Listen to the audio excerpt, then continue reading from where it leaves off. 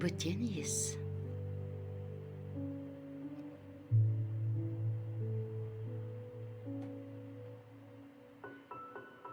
Бір әйел шетелде тұратын бір ер адаммен танысады.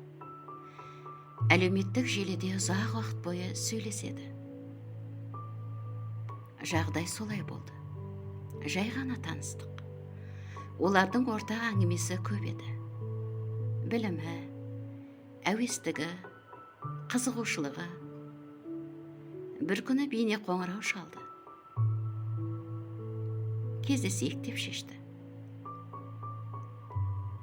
Марина оның еліне қонаққа келді. Жігіті интернетпен ұсыныс жасап та қойған. Кездесті. Бәрі тамаша. Тек жігіттің иісі көңілден шықпады. Жоқ, жаман ойлап қалмаңыз. Оның үстінен жаман иіс шығып тұрған жоқ еді. Әтірді әдемі, бәрі дұрыс. Тек Маринаны құшақтағанда иісі бөтен. Жат. Марина түк істей алмады. Теңіз жағасындағы тамаша өмір күтіп тұрған Марина бәрінен бас тартады. Отбасы құру үшін өз адамыңды табу қажет деп ойлады. Жігітіне жасырмай бар шындықты айтты. Кешірім сұрады. Сөйтіп еліне қайтып кетті. Сол шешімі үшін бір сәтте өкінген емес. Ол адам бұған жат еді.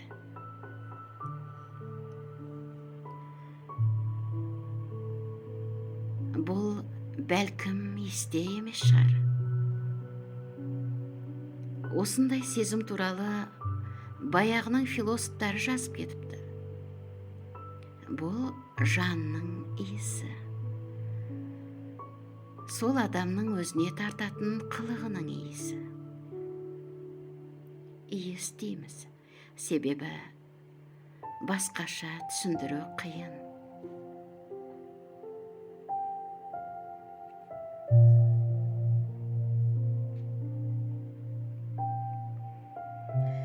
Он 16 ғасырдың басында Агриппа Неттескеймский Мускуспен жалғыз тұрған жеріне өз иісін сіңіреді. Сол секілді жаман адамнан жамандықтың, жақсы адамнан жақсылықтың иісі шығып тұрады деген екен. Сол жақсы мен жаман біздікі не бөтен болу шарт емес. Иіске қатысты тәжірибелер атам заманнан бері бар. Кей иіске елтеміз, кей иістен тұншығамыз. Өзіңнің иісің бар, бөтен иіс бар. Айтпағым, бұл жай иіске қатысты айтылып тұрған жоқ. Бұл әлде қайда күрделі дүние.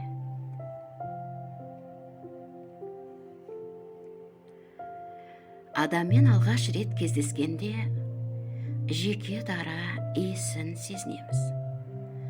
Тіпті мұрнымыз бітіп тұрса да, оны сеземіз.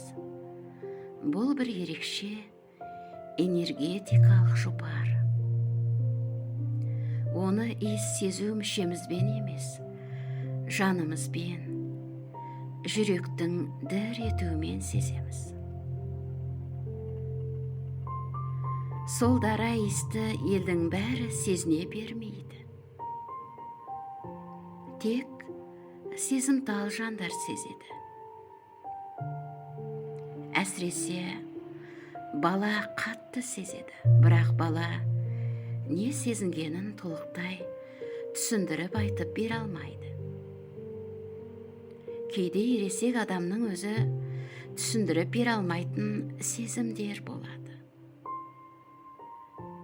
Ол адамнан біртүрлі иіс шығатынын айтып көр.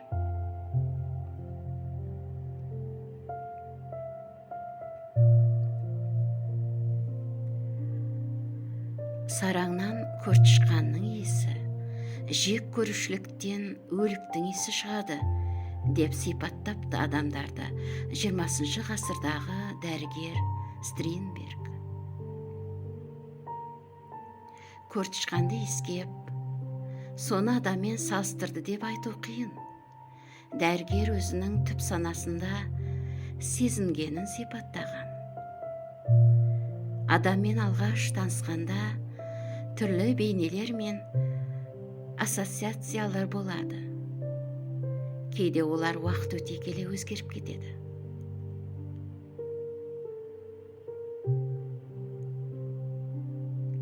Ондайда болады.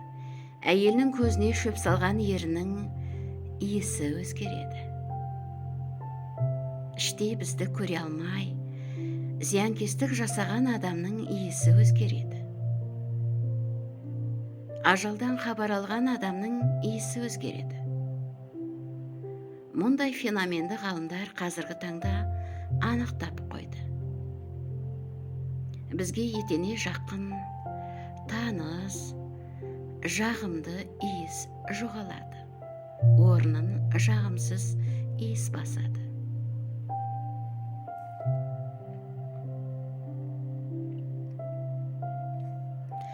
Бір әйел күйеуінен формальдегидтің иіс шығатынын айтады. Сонадай жерден мүңкіп тұратын химиялық қосылыстың иісі. Біраз уақыттан соң олар айырылысады. Бір қызығы, күйеу сол әтірін сеуіп, өте таза жүріп таза тұратын. Анасының айтқанынан шыға алмайтын әдет тауыпты. Арадағы иіс бұзылды.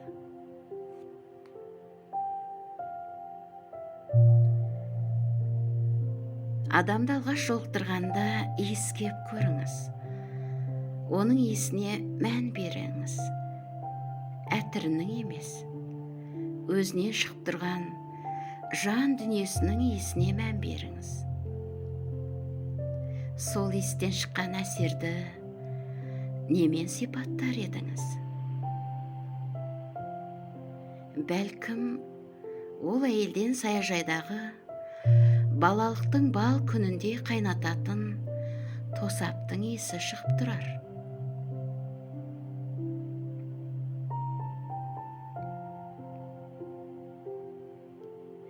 Экзотикалық гүлдің не қабыланың иісі шығып тұрған шығар. Қабыланың иісі қандай екенін кім білген? Бәлкім, ол адамнан балқып тұрған темірдің, ашу ызаның иісі шығып тұрар. Мүмкін, күл мен шіріктің иісі шығар. Бұндайды әр адам өзінше түсініп сезінеді. Ешкімге айтып бере алмас әсер. Иіс деген өте күшті сезім. Оны ешбір әтірмен бүркей алмайсың. Бірақ кей адам сөйткісі келеді. Нені жасырғысы келді деп ойланасың. Бұл жасырынбақтан түк шықпайды. Себебі әр адамнан өзіңнің не бөтеннің иісін сезінесің. Жаман, я жақсының. Мұндай иісті сезінгенде маңызды ақпаратты ұмыт қалдырма. Кімнің керек, кімнің бөтен адам екенін танып үлгер. Бөтен, жат, қауіпті адамнан аулақ жүріп үйрен.